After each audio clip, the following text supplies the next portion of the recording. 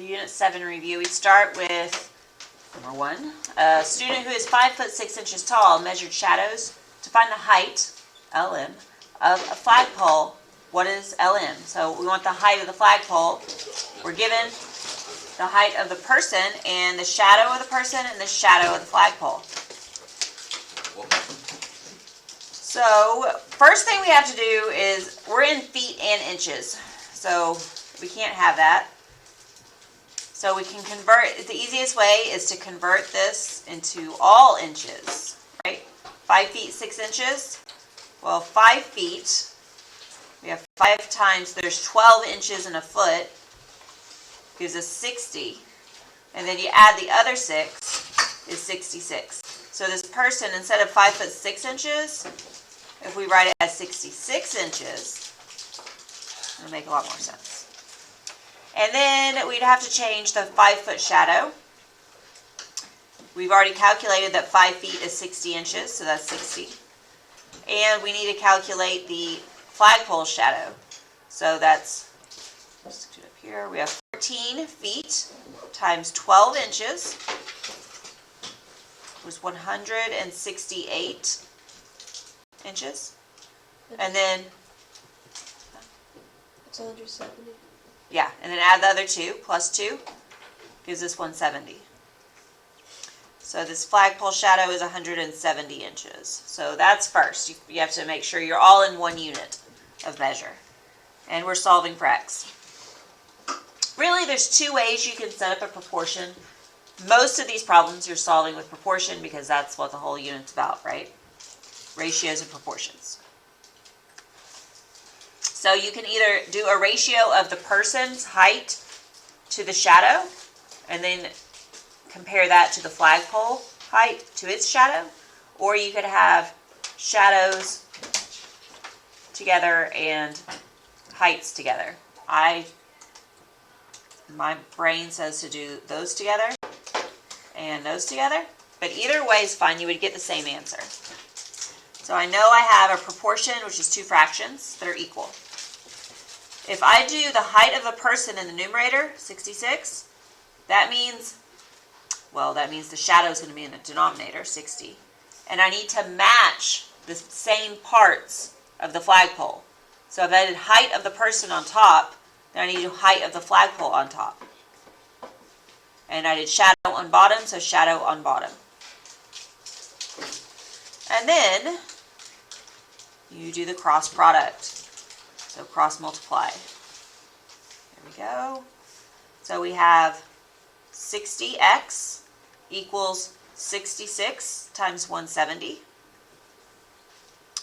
So 60x equals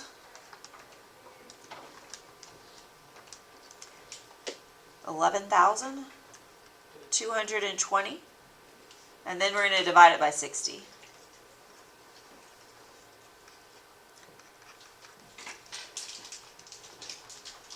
Which is 187.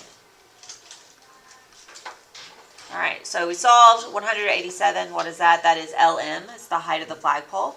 So 187 inches equals LM.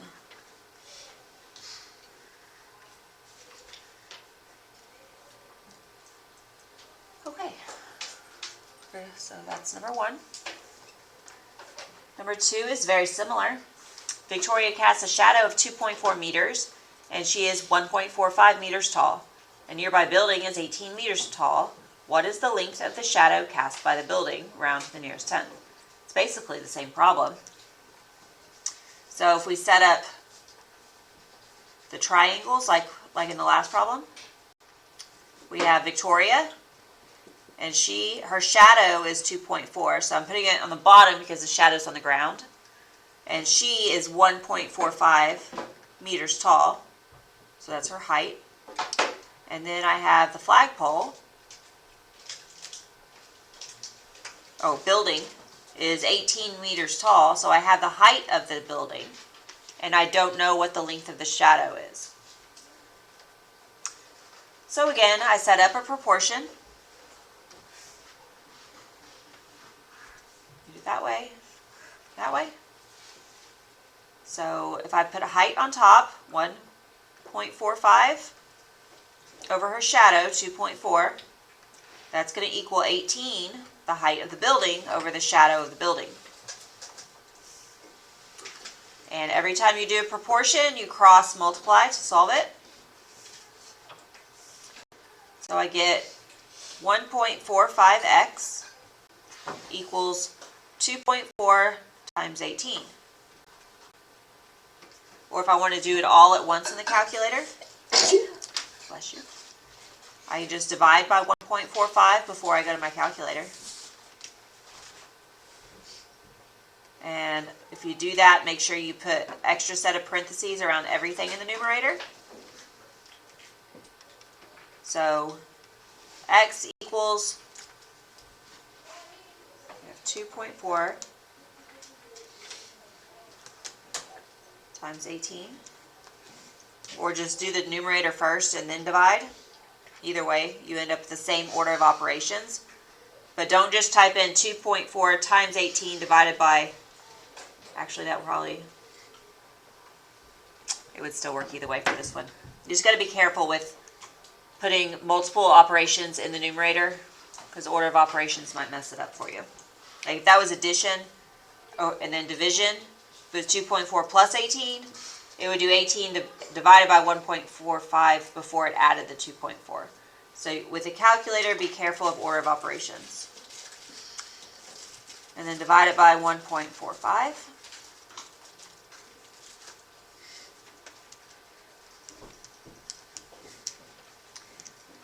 All right, so this is 29.793. And the problem says round to the nearest tenth. Nearest tenth is 1 decimal place, or 1 space after the decimal. And then you look to the next one, 9 tells 7 to go up. So this is going to be 29.8 meters. Kelly.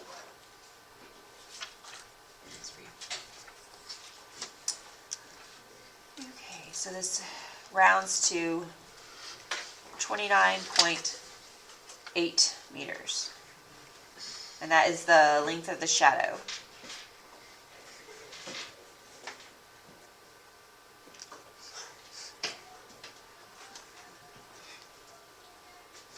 Okay, so now we're on scale factor and dilation, similarity transformation. If the coordinates of C are 3, negative 4, and the coordinates of C prime are 15, negative 20, what is the scale factor of the dilation? What is the similarity ratio from the pre-image to the image? Okay, so it's asking two things. It's asking for the scale factor of the dilation, and it's asking for the similarity ratio. The similarity ratio is just the numbers as they are in fraction form, written as a ratio. The scale factor is whenever you take those numbers and you simplify it, or you simplify the fraction. The scale factor is a simplified version of the similarity ratio. Okay, so I have C at 3, negative 4, and C prime is at 15, negative 20. So that means I am going from C to C prime, because C would be the pre-image, and C prime is the image.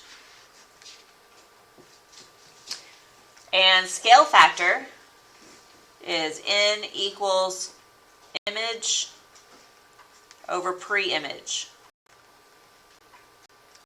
or K, N or K. I think like Ms. Davenport uses K, so I'm not sure what variable you might see. I was using N in my notes. It doesn't really matter, as long as it's the scale factor is the point. So I can look at either one because it doesn't tell me specifically. I'm going to look at the x values because they're positive, so I like that better. And I'm going to write it as the scale factor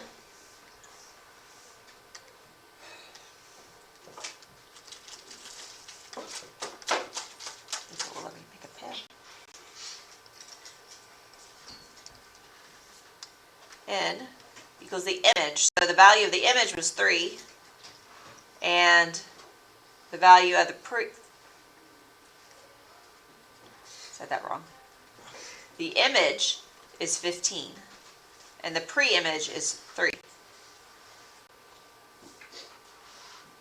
And that gives me the similarity ratio.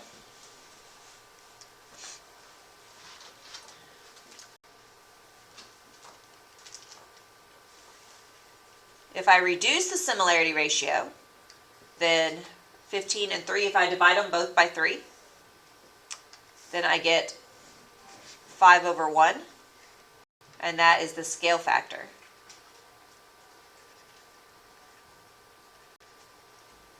Or it could also be written as 5:1. Ratios can be written in fraction form or in ratio form with a colon. There's also another similarity ratio. The similarity ratio could have been the y values, and if so,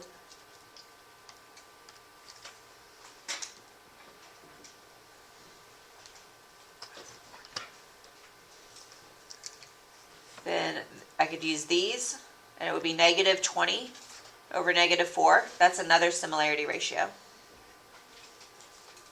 If I reduce it, then I end up with the same scale factor of 5/1. So the image is 5 times as large as the pre-image.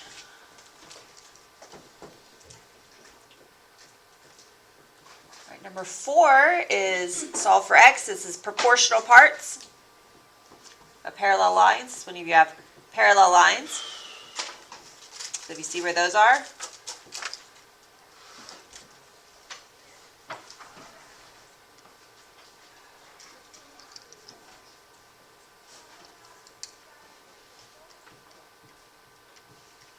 and then you have the transversals that cut across them. If I want to solve for x,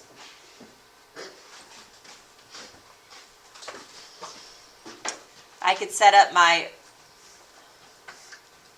proportion or my ratios for the proportion as the numbers, but I like to do it the numbers between the parallel lines. So that would be a ratio, and then that would be a ratio. Or I guess it would be easier on this one to not use this one, to use the 10 and the 5 and the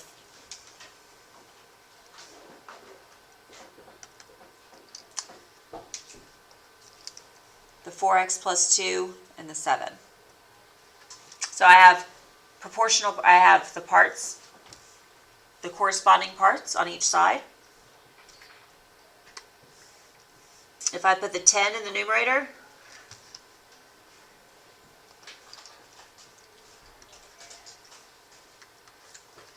then in the 5 in the denominator, it's going to be equal to 4x plus 2 in the numerator and 7 in the denominator. And there's more than one way to solve these correctly. So then I do the cross product. I have 10 times 7, which is 70, and 5 times 4x plus 2.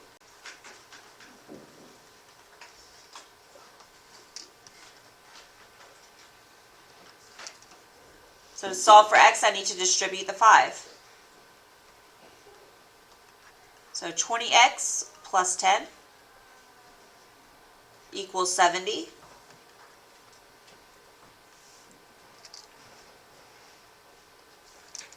Then I'll subtract the 10.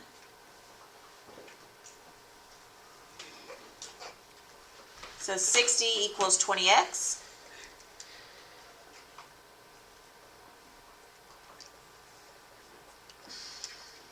And divide by 20.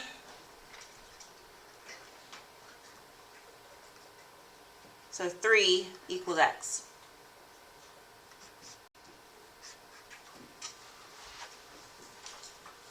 All right, so setting up the proportion is pretty much what you're being tested on this test.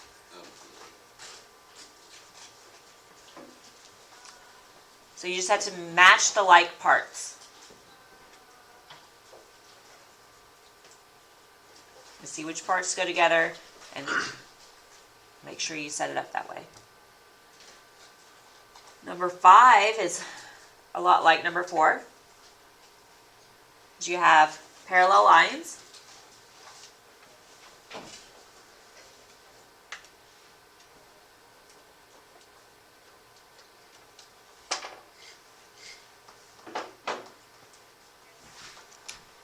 It says that PS, AB, and QR are parallel. So we have these parallel lines. Find PQ to the nearest tenth of a yard. So that's what we're trying to find.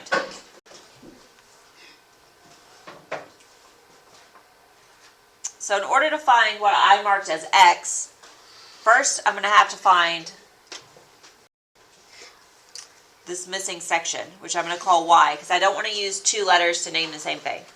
So if I solve for Y, then I can add 32 plus Y, and that will give me X. And on these that are set up with the parallel lines, if you just put a ratio of what's between the parallel lines. Can you switch it and it'd be like X on the bottom and Y on top? Yeah, I just assigned random letters. You could use M and L, whatever letters you want to use. I just picked letters and put them on there. All right, so I'm going to set up a ratio, or a proportion, I'm sorry. 2 ratios to make a proportion.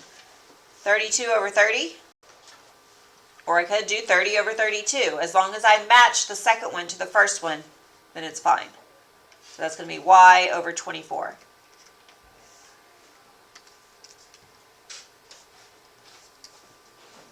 And I do cross product, 32 times 24,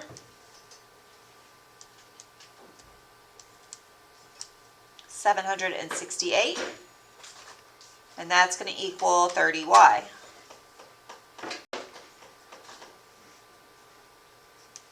If I divide by 30, then I get 25.6.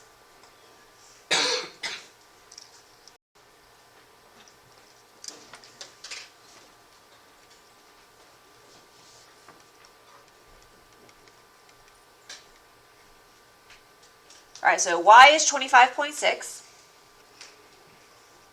and I'm asked for X, so I put this in to that section.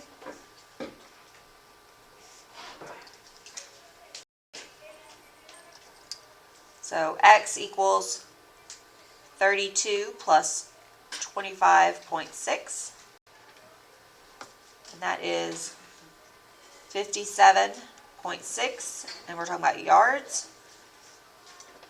And that's PQ.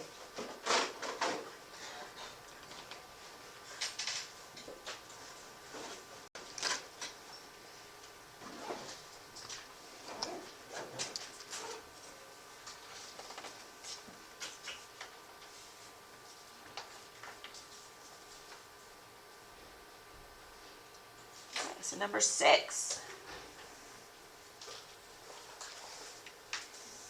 I'm going to find X, round your answers to the nearest tenth.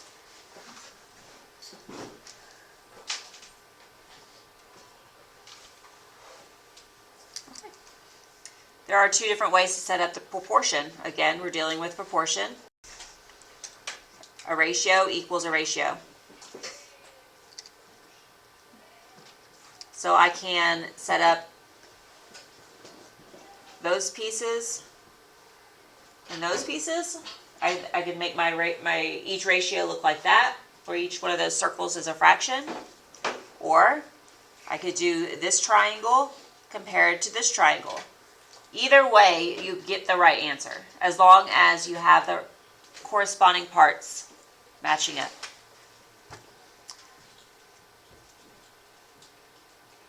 I'll just do it this way since I already have it here. So if I put X on the top, then X plus 7 is going to be in the bottom. I'm going to put parentheses around a binomial. Anytime I write a binomial, I put parentheses around it.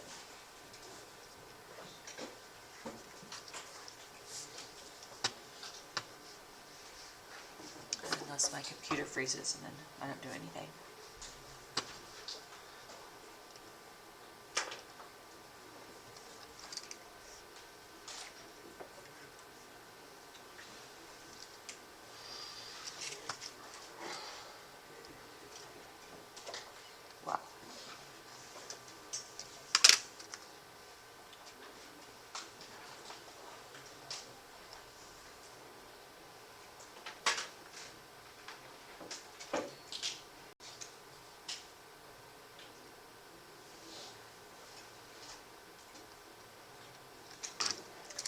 Try again.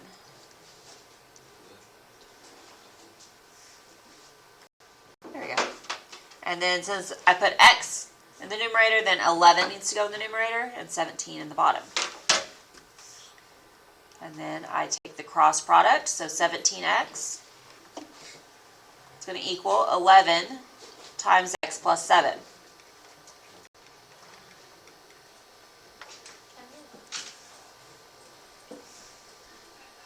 So I'm going to distribute the 11.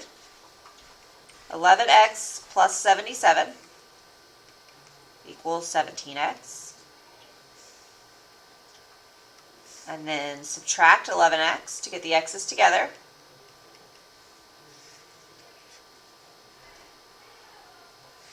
So 6x equals 77.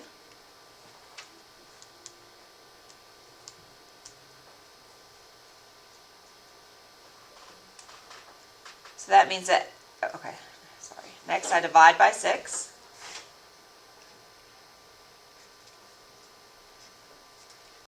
And x equals 12.83.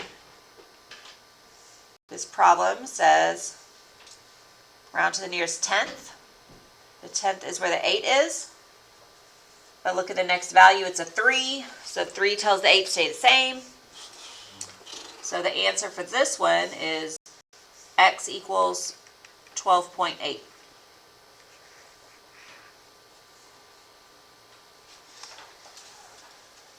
All right, number 7. Again, it's a proportion. These pretty much all of these are proportions. You just have to be able to find them. I need to solve for x and y.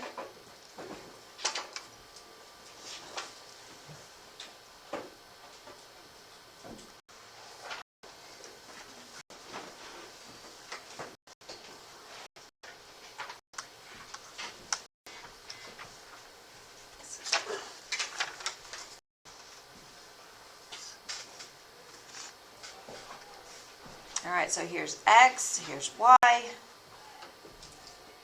Okay, so if I could solve this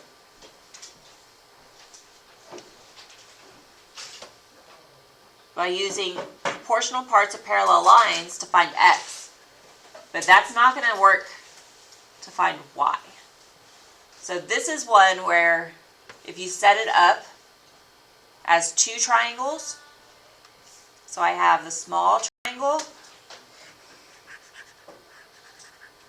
and the large triangle.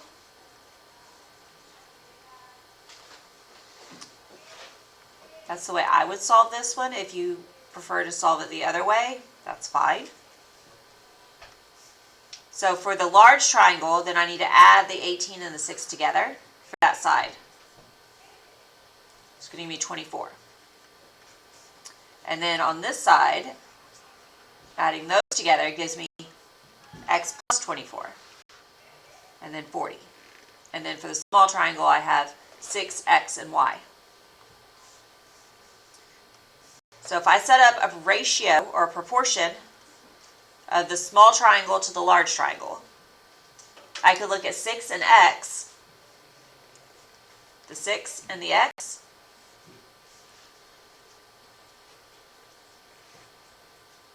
What would be even easier than that is doing the 6 and the solve for y first, actually. Solving for y first, if I did 6 and y, or y over 6,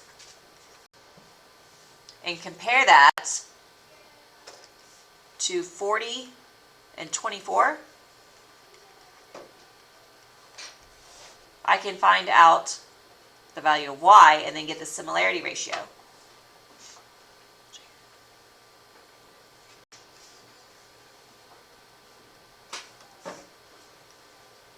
Okay, so 24y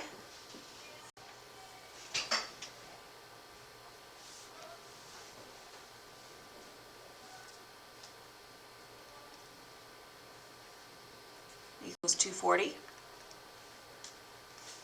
So then if I divide by 24, then y equals 10.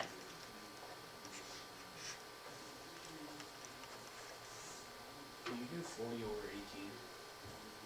That'd be still right. No. Only 40.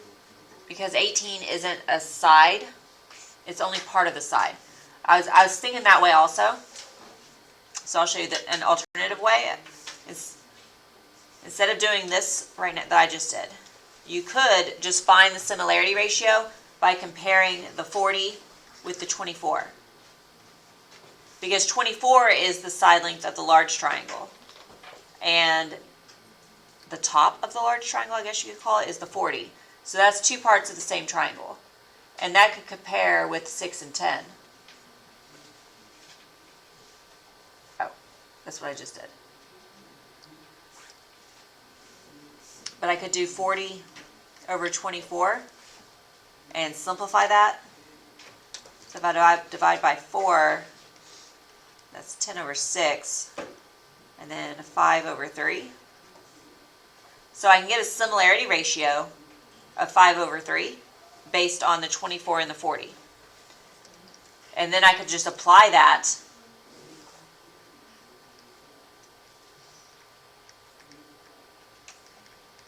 to the missing pieces. So 40 and 10 are coordinating pieces. They're corresponding pieces. So 40 times, I would want to say 40 times 3/5 because I want it to get smaller, not larger. And so that would give me 10.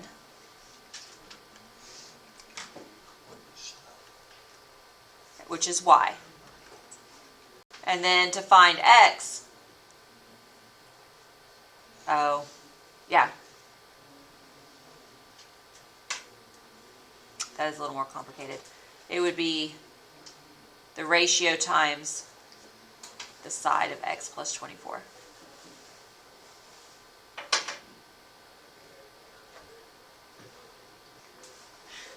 That looks a little complicated. I guess we can still do it though. It's fine.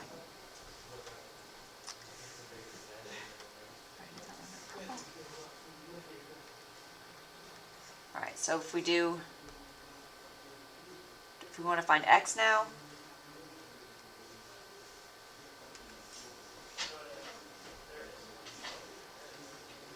we could say the large one is x plus 24.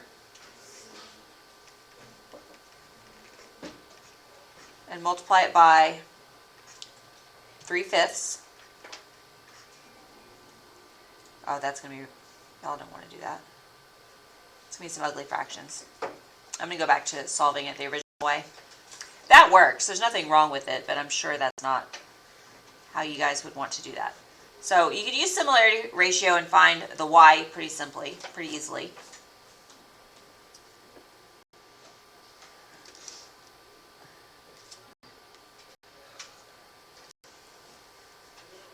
Okay, so going back to the original one that I started doing. Then I have y is 10. This one.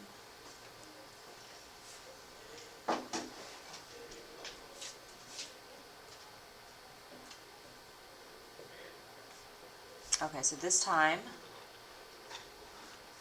I'm going to use the 6 and the 24 and the x plus 24.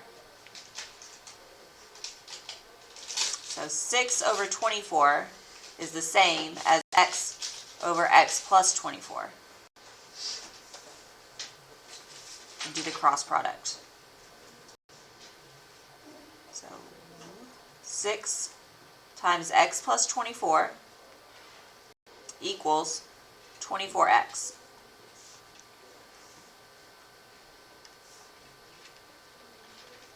So 6x plus 24 times 6, 144.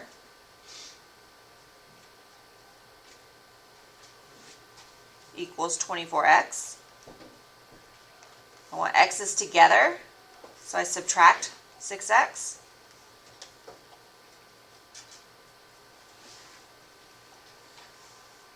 And then I'm going to bring it over. So 144 equals 18x. And then divide by 18.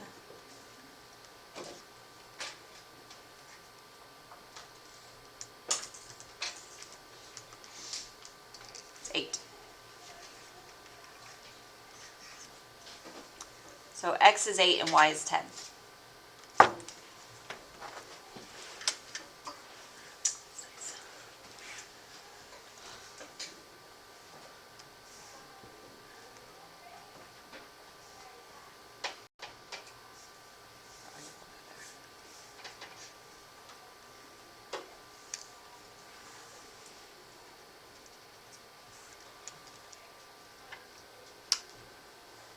Number 8. Are the triangles similar? If so, state the reason. So the reasons, the postulates for similarity, we have side, side, side, we have angle, angle, and we have side, angle, side. So then look to see what we have in here. We have an angle, 30 degrees and 30 degrees. And then there's an angle marked with one line and an angle marked with one line. So this actually turned out to be pretty easy, right? Because there's two angles in each triangle that are marked similar to each other. So this is angle, angle similarity. So yes, by angle, angle similarity.